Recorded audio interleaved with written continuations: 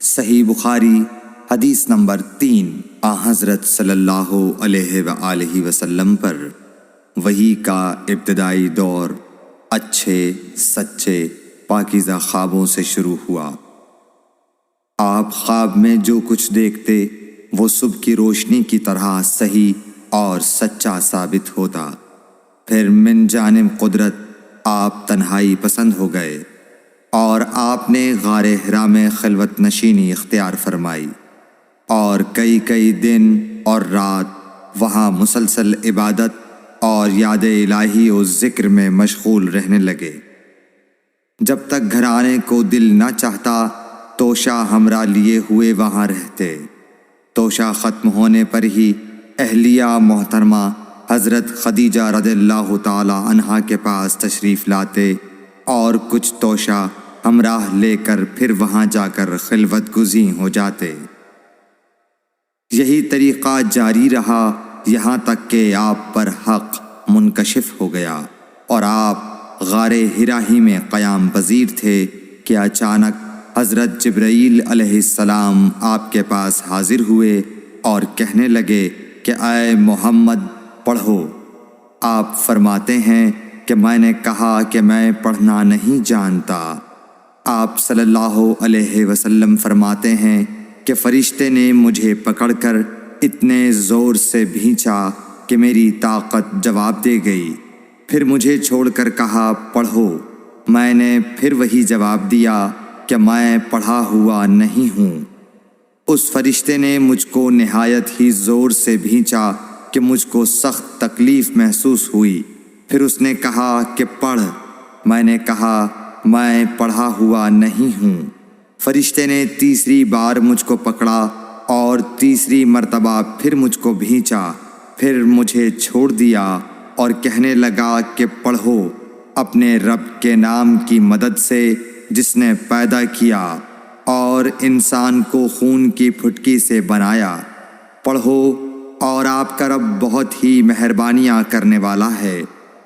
بس یہی آیتیں آپ حضرت جبرائیل علیہ السلام سے سن کر اس حال میں غار حرا سے واپس ہوئے کہ آپ کا دل اس انوکھے واقعے سے کانپ رہا تھا۔ آپ حضرت خدیجہ کے ہاں تشریف لائے اور فرمایا کہ مجھے کمبل اوڑھا دو، مجھے کمبل اوڑھا دو۔ لوگوں نے آپ کو کمبل اوڑھا دیا۔ جب آپ کا ڈر جاتا رہا تو آپ نے اپنی زوجہ محترمہ حضرت خدیجہ رضی اللہ تعالی عنہا کو تفصیل کے ساتھ یہ واقعہ سنایا اور فرمانے لگے کہ مجھ کو اب اپنی جان کا خوف ہو گیا ہے۔ آپ کی اہلیہ محترمہ حضرت خدیجہ رضی اللہ تعالی عنہا نے آپ کی ڈھارس بندھائی اور کہا کہ آپ کا خیال صحیح نہیں ہے۔ اللہ کی قسم آپ کو اللہ کبھی رسوا نہیں کرے گا۔ آپ تو اخلاق فاضلہ کے مالک ہیں۔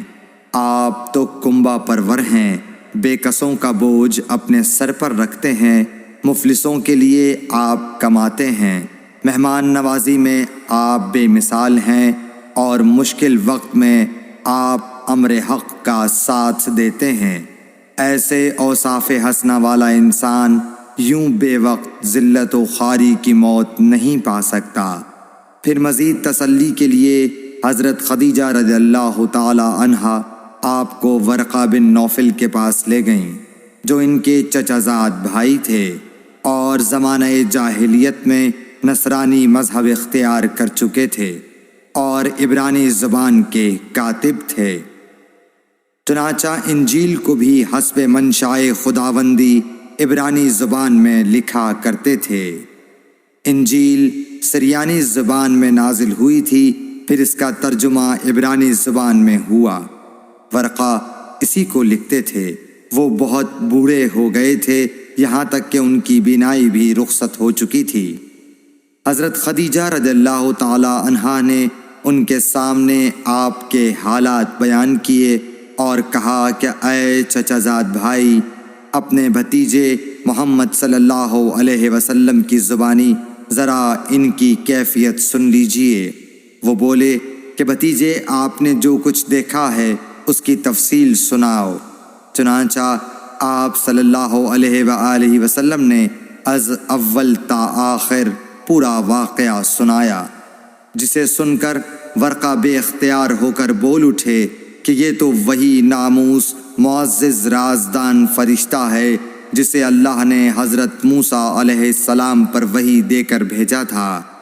کاش میں آپ کے اس عہد نبوت کے شروع ہونے پر جواں عمر ہوتا، کاش میں اس وقت تک زندہ رہتا جب کہ آپ کی قوم آپ کو اس شہر سے نکال دے گی۔